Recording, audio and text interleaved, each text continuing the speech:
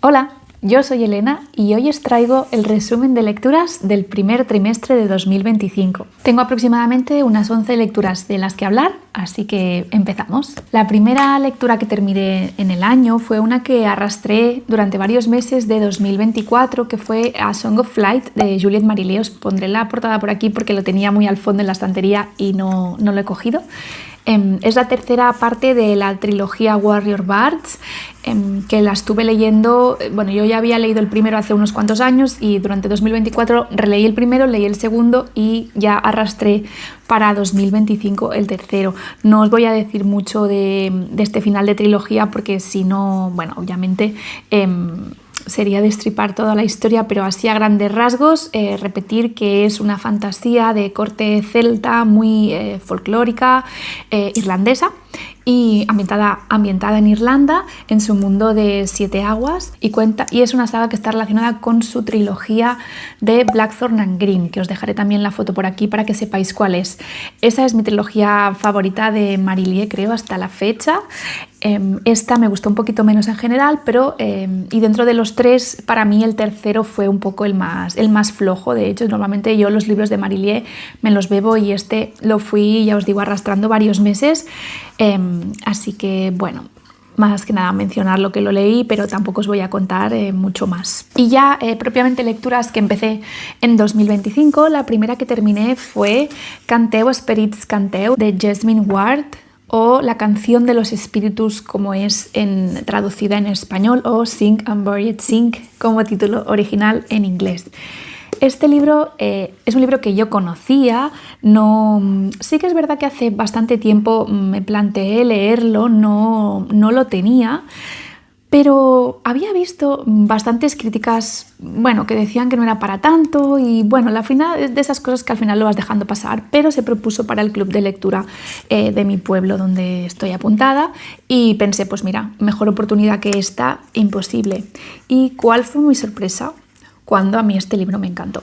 Me gustó muchísimo. La canción de los espíritus cuenta la historia de una familia disfuncional desde el punto de vista del niño y de su madre y de un tercer punto de vista que no os voy a decir cuál es para no spoilearlo, pero básicamente nos cuenta la vida de Jojo, que vive con su hermanita pequeña a la que tiene que hacer más de padre que de hermano, su madre y sus abuelos. Para él sus figuras de referencia son realmente sus abuelos, su abuela y su abuelo, pero su abuela está muy enferma y entonces los niños tienen que lidiar no solo con una madre ausente y que no es capaz de hacerse cargo de sus hijos, sino también con la situación de que están a las puertas de perder a uno de sus puntos pilares de referencia. En todo esto, la madre, de la que también tenemos su punto de vista, decide coger a los niños y llevarlos a hacer un viaje por carretera en coche a la prisión donde está su padre, ¿vale? Estos dos niños, no lo he mencionado, son hijos de una madre de raza negra y de un padre blanco. Entonces es un libro que trata también del sentido de la identidad. En este viaje vamos a intentar ver cómo la madre intenta volver a reunirlos como familia y cómo eso sale como sale. Fue un libro que a mí es verdad que yo conecté mucho con la forma con la que estaba escrito, que era una de las principales cosas que a lo mejor había visto que no había cuajado mucho con el resto de personas en los que vi reseñado este libro, pero porque es un libro que también mete toques de realismo mágico. Entonces hay algunos momentos en los que no estás seguro exactamente de lo que está pasando, está en la imaginación del niño, realmente está pasando de verdad. Pero a mí fue un estilo que me gustó muchísimo porque noté cómo la autora en algunos momentos metía elementos folclóricos propios de las tradiciones africanas. El nombre también ya dice mucho, ¿no? La canción de los espíritus. Y tiene ese punto como de misticismo que yo creo que a la historia le fue muy bien y creo que es un balance muy delicado entre la dura realidad que viven estos dos niños con cómo lidian con ello y cómo se apoyan a veces en lo que oyen, lo que ven, que no se sabe bien si está ahí o no. Por otro lado, tenemos otra línea temporal que es la de la historia del abuelo de Jojo. Al principio se nos presenta a su abuelo como un pilar, ya os digo, fundamental en la vida de Jojo. Realmente es su figura paterna a seguir, pero poco a poco vemos que este personaje también tiene su propia historia. Este abuelo estuvo preso en un campo de trabajo y vamos a tener unos capítulos narrados por una tercera persona que tampoco es el abuelo, que es este punto de vista que mejor lo mantenemos en secreto para los que lo leáis, que va a estar contando qué pasó en ese campo de trabajo, ¿no? Y cuáles son las secuelas que ha llevado este hombre a lo largo de toda su vida y más ahora que se ha hecho mayor. A mí este libro, ya os digo, me pareció muy bello, muy bien escrito.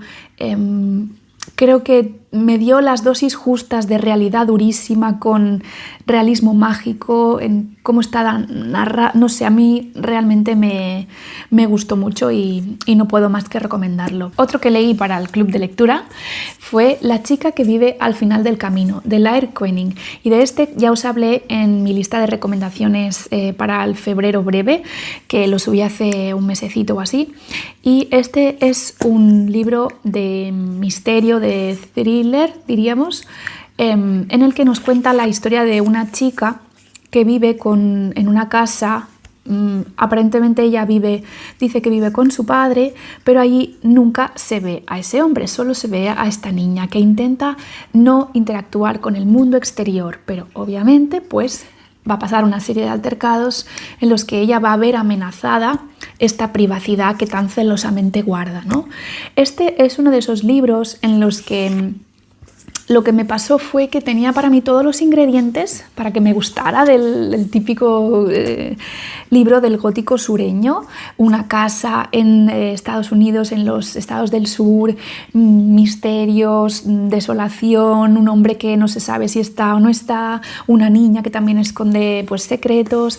Pero lo que me pasó con este libro es que, a pesar de que la historia en sí está bien, me faltó, como yo digo, un poquito de especies, ¿no? En el libro que hubiera algo más, que le dotara como, que me hiciera sentir más inmersa en la historia, un poco más de detalle quizá. Es un libro muy directo que mientras lo estás leyendo, es cierto, no puedes parar de leerlo, no lo puedes soltar, es decir, tienes que saber qué está pasando ahí, pero sí que es verdad que cuando lo terminé, bueno, de esos libros que te lo has pasado muy bien mientras lo lees, pero luego tampoco se quedan muy frescos, ¿no? Hay una película protagonizada por... no me sale esta actriz, os lo voy a poner por aquí porque sale jovencísima. Yo no la he visto, pero porque me da un poco de grimilla, la verdad, también teniendo en cuenta los temas un poco que se tratan en el libro, pero bueno, creo que sí que es verdad que está considerado un clásico moderno. A mí quizá me faltó un pelín más, pero mientras lo leía lo disfruté mucho. Los que seguramente ya me habréis oído hablar porque muchos o hice reseña o los he metido en algún otro vídeo que ya he publicado, pero bueno, los voy a mencionar brevemente igual. El primero sería Las inviernas, de Cristina Sánchez Andrade. Yo lo descubrí gracias al canal de Lau by the Sea, que recomendó a la autora, y pensé, pues creo que a mí me puede gustar también. Y es un libro que cuenta la historia de dos hermanas gallegas que vuelven a su pueblo de la Galicia rural después de muchos años donde no han estado en su casa. Y se encuentran con que el pueblo no las recibe tan bien como ellas esperaban, porque algo pasó años atrás que ellas ocultaron y que todo el mundo sospecha y no sabe bien si fiarse de ellas, si no. Y entonces es un libro que a mí lo que más me gustó fue el cómo estaba escrito. Junta muy bien, mezcla muy bien elementos como de un humor negro incluso, pero con mucha gracia, y yo creo que podía incluso tocar o leer el pueblecito rural donde vivían las hermanas, y la verdad es que fue una buena puerta de entrada a la autora. Lo recomendaría y yo desde luego voy a seguir leyendo más de la autora. El siguiente que leí, tenéis reseña, es Orbital, de Samantha Harvey. Este libro me gustó muchísimo, ya sabéis, por eso le dediqué una reseña. Fue el ganador del premio Booker de 2024 y así a breve, para quien no haya visto la reseña o quiera un resumen un poquito más más breve, Orbital nos cuenta la historia de 6 astronautas que están en la Estación Espacial Internacional orbitando la Tierra por cada 24 horas que pasan en nuestro planeta, o las que les aconsejan a ellos que sigan 24 horas en un día, realmente orbitan 16 veces alrededor de la Tierra, y el libro está dividido entre estas 16 órbitas. Cada astronauta tiene una misión concreta y el libro arranca a partir del hecho de que la madre de una de estas astronautas fallece en la Tierra y ella no puede despedirse. Y eso desencadena toda una serie de reflexiones filosóficas desde la perspectiva que les da estar en el espacio, que son muy bellas, muy interesantes. Yo creo que toca temas muy universales y que nos hace, pues eso, sacar el foco de nuestro yo de aquí y vernos desde fuera, ¿no? Cómo desde el cosmos se puede ver la Tierra, que es como la perciben estos astronautas, ¿no? Ya os digo, a mí este libro me gustó muchísimo. Creo que es único en su especie, en el sentido de que creo que aunque la autora escriba otras cosas, no va a ser de esos típicos autores que escriben libros que se parecen entre sí o que tienen rasgos en común. Creo que esta es una novela muy peculiar y es difícil de emular. Entonces, bueno, si empezáis a darle una oportunidad y veis que os cuadra el estilo de escritura, os fascinará, pero entiendo que haya gente que a lo mejor lo encuentre demasiado como que vaga mucho y no se centra en cosas concretas, ¿no? Pero yo creo que al final este libro hay que dejarlo fluir, y si lo dejáis y os atrapa, os va a gustar un montón. Los siguientes libros de los que os quiero hablar los voy a mencionar a la par, porque para mí no hay mucha distinción entre uno y otro. Es lo que me pasa con esta tetralogía que os menciono ahora. Mira, estos son City of Dragons y Blood of Dragons de Robin Hobb, que son el tercero y cuarto libro en la tetralogía de Rainwild Chronicles. Estos libros para mí es que no sabría deciros. Estos libros están concebidos como una bilogía. Los 2 primeros un libro y los 2 segundos otro. Y realmente yo no sabría, no podría deciros, no podría separarlos de uno en uno. Para mí todo lo que pasa en esta historia es como muy fluido, muy lineal, y no existe una línea divisoria excesivamente clara.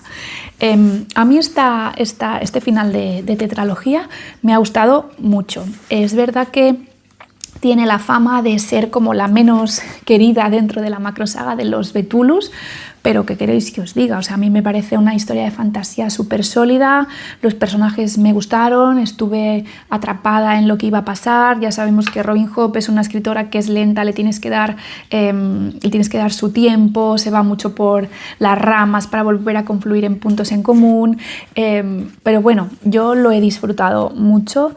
Lo mejor de esta saga para mí han sido los dragones. O sea, creo que es la saga de fantasía donde los dragones como personajes más me han gustado. Y tenemos en cuenta que aquí son dragones que hablan. Y yo eso decía, uy, no sé cómo lo voy a llevar. Pues mira, o sea, creo que están súper bien imaginados y pasados a la página. Unas personalidades muy curiosas.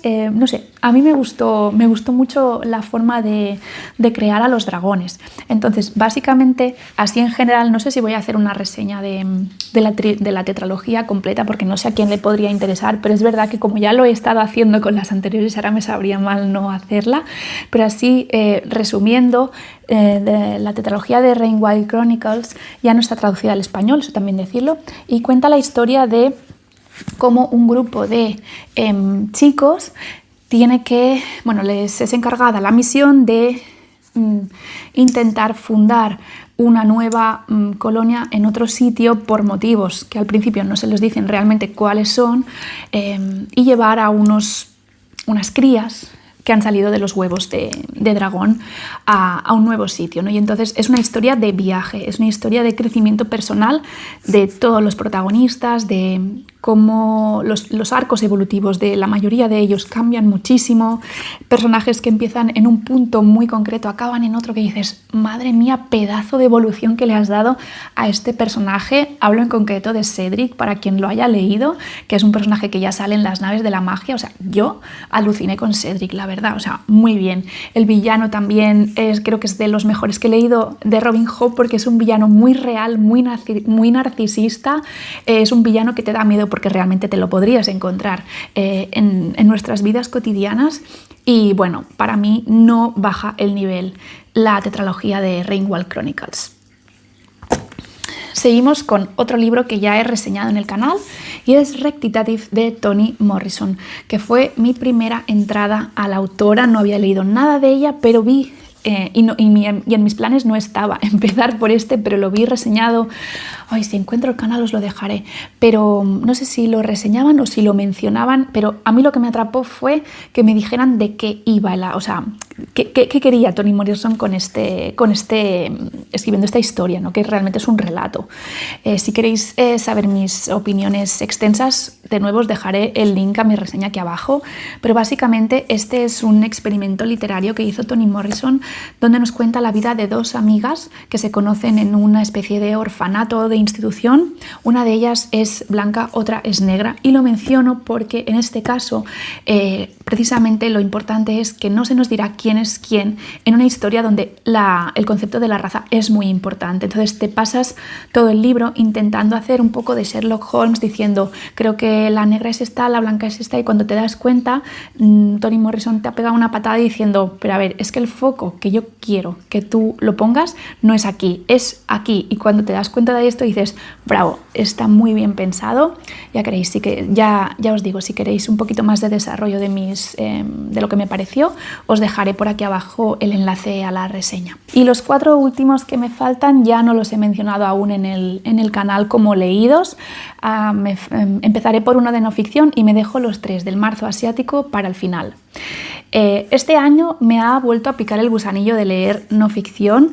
Era algo para lo que no tenía la mente los últimos años, no me llamaba a coger según qué libros, pero realmente si la temática me interesa, a mí me gusta aprender de los libros de no ficción, y el que abrió la puerta a esto, yo me imagino que fue influenciada por Orbital y por recordar lo que me gusta a mí aprender sobre cosmología, que estuve investigando un poquito a ver qué podía yo coger para retomar un poco ese amor por ese conocimiento, y me di con este libro que se llama El fin de todo, astrofísicamente hablando, de Katie Mack. ¿Vale? Katie Mack es una astrofísica que además tiene, luego lo vi, que tiene contenido en redes sociales. Yo lo desconocía mientras leí el libro y no me extraña porque es una genial comunicadora. Este libro nos cuenta los posibles finales, las posibles hipótesis que se barajan actualmente como fin del universo. El tema, como veis, súper positivo, pero es un libro que no es excesivamente gordo y que es muy, muy accesible. Yo he leído algunos otros libros de cosmología y, por ejemplo, si lo comparamos con el de Stephen Hawking, el de este que sacó como más para el público general, que también me lo he leído, este casi que lo encontré más accesible aún. Es verdad que no te quedas con todos los conceptos, es imposible, pero creo que lo hace muy ameno. El fin de todo se divide en varios capítulos. El primero nos cuenta un poco, el primero se llama Introducción al Cosmos y nos va a dar una serie de pinceladas para que vayamos recordando pues, cómo funciona un poco nuestro sistema, nuestro universo. El segundo capítulo se llama Del Big Bang a nuestros días, y este capítulo me gustó muchísimo porque aprendí un montón de cosas que desconocía, como por ejemplo es súper interesante descubrir cómo llegaron a la conclusión que el Big Bang había existido, y sobre todo a mí me gustó mucho aprender sobre la radiación de fondo de microondas. Yo desconocía este concepto y me pareció fascinante. Bueno, y luego a partir de aquí, cuando ya te ha hecho un poquito de explicación de qué pasó al principio de todo, se va a enfocar a las 5 posibles teorías actuales que sostienen los cosmólogos sobre posibles finales del universo, a cada cual más interesante. O sea, es fascinante cuando te paras a pensarlo y te da una perspectiva de tu realidad. Bueno, no sé, si os interesa el tema, obviamente esos son temas muy, muy concretos, pero si os interesa el tema y queréis leer algo sobre cosmología, yo os recomiendo El fin de todo, pero vamos, encarecidamente, ¿eh? Además, yo creo que lo explica con un humor muy particular, incluso a veces aborda cuestiones filosóficas que van muchas veces intrínsecamente ligadas con los conceptos del cosmos que aún no podemos comprender. Entonces, bueno, fascinante. Para mí, genial. Y ahora sí, que me queda solamente hablar de los 3 libros que pude completar para el marzo asiático. Yo tenía una TBR muy ambiciosa, ya lo dije, era imposible que la pudiera cumplir, pero bueno, leí 3, que no está nada mal, y vengo a hablar de los 3 que pude leer. El primero fue Blanco de Han Kang. Yo tenía clarísimo que este año iba a leer más cosas de Han Kang y no lo demoré mucho, lo metí en el marzo asiático. Escogí este porque era el que me llamaba, o sea, lo he ido haciendo más o menos en orden cronológico de los que hemos tenido publicados. Me quedan leer la clase de griego e Imposible decir adiós, pero quería leer Blanco porque me llamaba la atención también, creo que es de los que he visto como más polarización de opiniones o quizá de los que la gente dice que son más flojos. Entonces yo lo abordé un poco sin saber exactamente de qué iba y a ver qué me encontraba. Y bueno, a mí me ha gustado mucho este libro.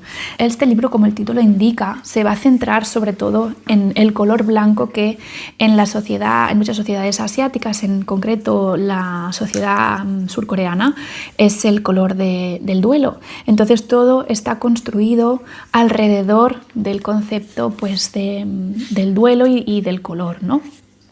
Parte de un hecho autobiográfico de la autora en el que nos explica que ella nació porque su madre antes perdió a un bebé que llegó a nacer viva, una hermanita, pero que falleció a los pocos minutos de nacer. Esos capítulos, la verdad es que a mí me encogieron mucho el corazón y ella y nos explica cómo ella lidia con este pensamiento de decir, es que si este bebé no hubiera muerto, yo no estaría aquí, no sería yo, no habría existido. Entonces son una serie de pensamientos de cómo gestiona ella el duelo de esta hermana que no ha nacido, cómo gestiona ella su relación con su madre a veces, en relación a este hecho, y cómo asume o dice, es que la vida es a veces de formas que no te puedes explicar y que ese hecho sucediera ha llevado a que yo hoy esté escribiendo este libro, ¿no? Entonces, esto obviamente no está el libro todo centrado en esto. Son capítulos muy cortitos, yo diría más bien que es un formato como de microrrelato, como veis, con títulos muy diferentes, todos relacionados un poquito con el mismo tema. A veces a mí me recordaba como a pequeños parpadeos, ¿no? Pensamientos fugaces que a veces te pasan por la cabeza y ya se han ido, ¿no? Y recopilarlos todos juntos y englobarlos en este librito. Me lo bebí y os digo, me gustó muchísimo. Para mí Han Kang está trotando para posicionarse en una de mis autoras favoritas. Es que de momento no hay ningún libro suyo que a mí no me haya gustado. De momento 3 de 3 me han gustado muchísimo. Así que, y este yo creo que a nivel poético es el más bello. O eso a mí me transmitió, que con la brevedad consiga transmitir lo que ella quería. Me parece que es un ejercicio que no todo el mundo sabe dominar. Es cierto que, bueno, es que es un estilo muy particular y entiendo que haya gente que no pueda, no conecte, pero yo he conectado y bueno, para mí ha sido muy, muy bello. Me estoy dando cuenta que la mayoría han sido muy buenas lecturas, así que vamos a tener que romper la racha con la siguiente lectura que os voy a mencionar, que para mí ha sido la gran decepción en lo que llevamos de año, ¿vale? Se trata de Horizonte de eventos, de Balsam Karam.